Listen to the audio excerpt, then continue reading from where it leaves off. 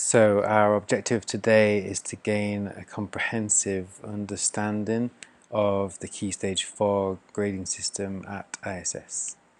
The Key Stage 4 is a pivotal stage in your child's educational journey, and it's essential for both students and parents to comprehend how their performance is assessed during this critical phase.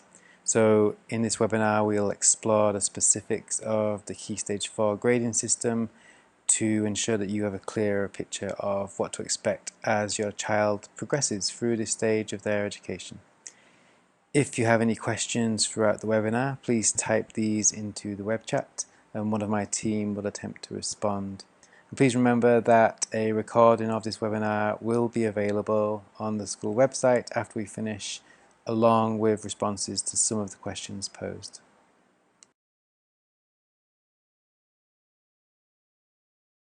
Let me start by discussing the benefits of having an effective grading system at ISS.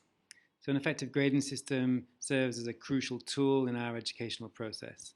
It offers several advantages, including improved communications with students and parents, enhanced student motivation and goal setting, and supporting personalised learning and intervention strategies. In regards to improving communication with students and parents, it's really important that we have a clear and transparent grading system, and that will foster better communication between teachers, students and parents.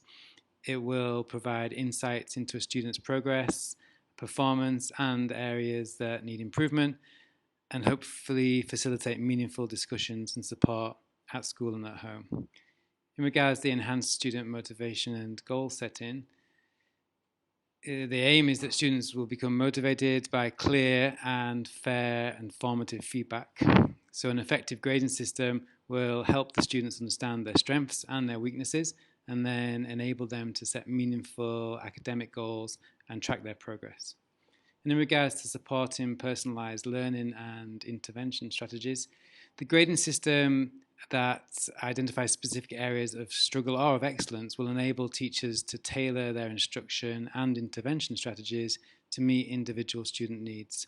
And so this personalised approach will hopefully lead to improved learning outcomes for all students.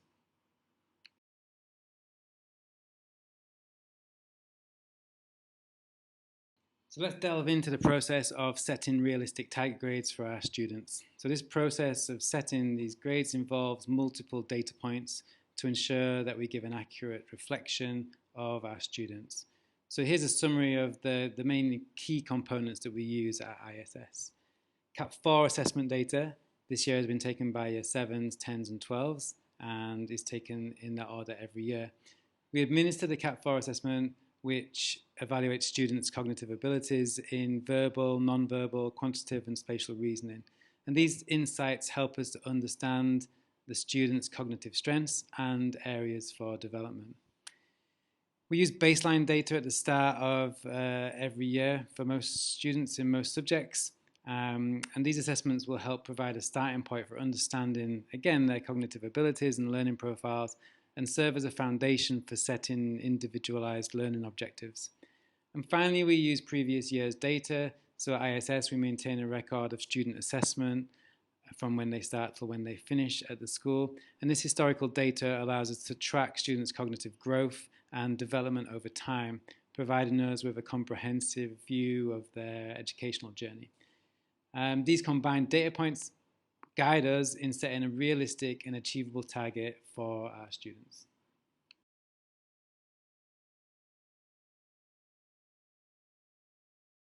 The KS4 assessment provides us with valuable insights into students' cognitive abilities, as discussed, and then these insights are utilised by the system to generate predicted IGCSE grades, which we will use to help create our target grades.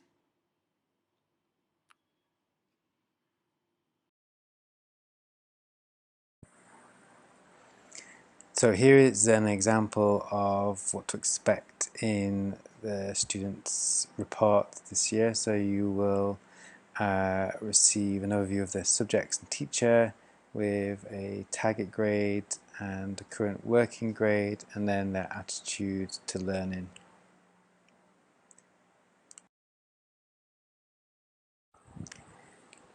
So in the past, there's often been a misunderstanding that our Key Stage 3 grading system directly correlates to IGC grades. However, I'd like to clarify that this is a misconception, and it's important to recognise that while our Key Stage 3 grading system prepares students for IGCSE, it does not directly dictate their IGCSE grades, and success in IGCSEs is influenced by a whole range of factors. If you can also see the image on the screen, this is an example taken from past historical data ISS, where students in Key Stage 3 for Year 7, 8 and 9 who has received a C grade in the A to D system that was used in Key Stage 3, on average would go on to achieve an E in IGCSE. So this is often where the misconception and misunderstanding comes, in that there's an expectation that the student will receive a C in IGCSE, but as I will show you in the next few slides, this is not always the case. So realistically, it's important to understand that students typically make 2 to 3 sub-levels of progress over the course of a year in Key Stage 3. So if your child has been making average progress in Key Stage 3, you can expect to see that their reports evolved over the course of Year 7 to 9. And here's a general overview of what a report would look like running through 7, 8, 9 into IGCSEs.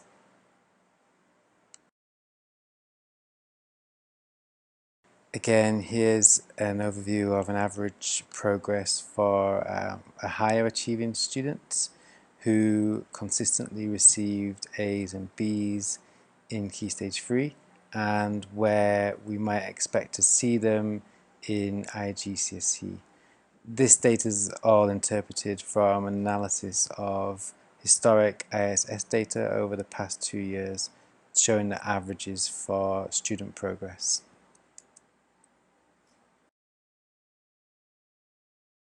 And again, another example for a very high achieving student, so students that continually received A's in their end of year grades for Year 7, 8 and 9, statistically will achieve between an A star and a B. And again, this is interpreted from an analysis of the previous 2 years of historical data at ISS.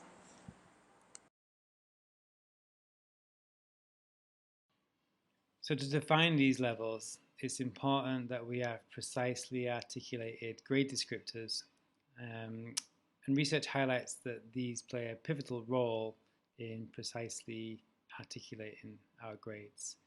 There's multiple seminal studies that support the value of integrating grade descriptors into our framework through Hattie and Timperley. And they work as operational tools. So within this framework, grade descriptors are vehicles to help operationalize the criteria that we are setting for the students. And they provide students with a clear understanding of what is expected and serve as a valuable guidance for educators in assessing student performance.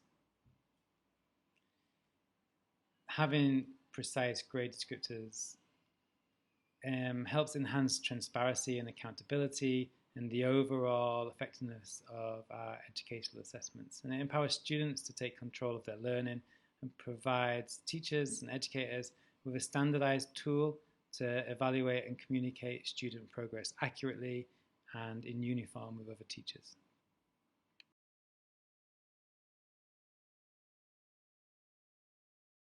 So here we have an example of the IGCSE business grade descriptors, showing what we can expect for a student working at an A, at a C and at a E.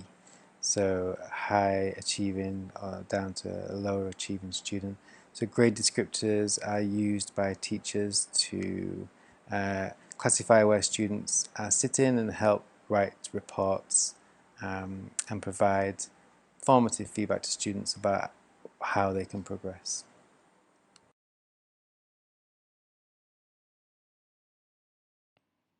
So I'm going to touch briefly on the use of bell curves in assessment data, which involves aligning the distribution of grades in a way that resembles a bell-shaped curve. This method is used in education and is designed to reflect the distribution of student performance.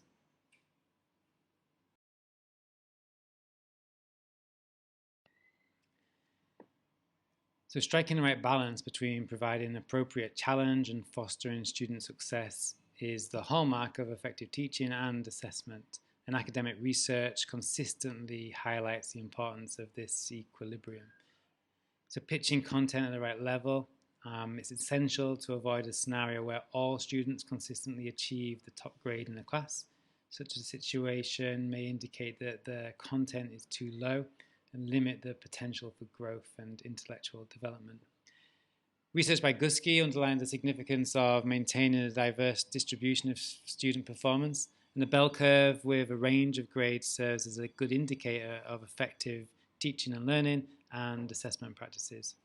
It's important for us to cater to different and diverse learning needs, so when students receive grades spanning the spectrum, it suggests that the educational environment caters to a variety of learning needs and abilities, thus challenging each student appropriately. So this balanced approach ensures that students are appropriately challenged, motivated for growth, and receive the necessary support for their unique learning journeys, and it reflects the effectiveness of us and our assessment practices.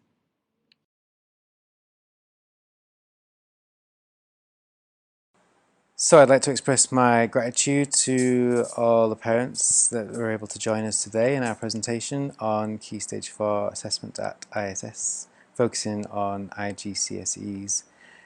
Your participation is greatly appreciated, and your commitment to your child's education is truly commendable.